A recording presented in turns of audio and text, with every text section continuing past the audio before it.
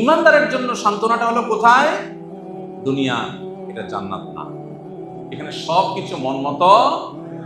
এখানে যদি সব পারফেক্ট হয়ে যেত তাহলে গোলাপের চারপাশে কাঁটা থাকতো না।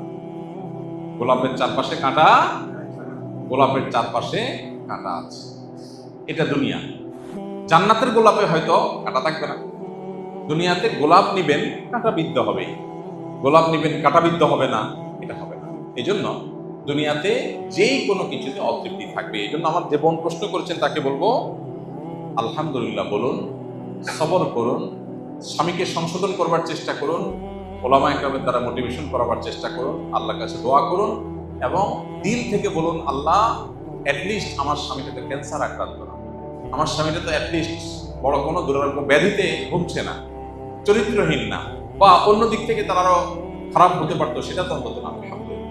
আল্লাহ তাআলা আমাদেরকে মানসিকভাবে সুখ এবং শান্তির নিয়ামত হাসিল করার তৌফিক দান করুন।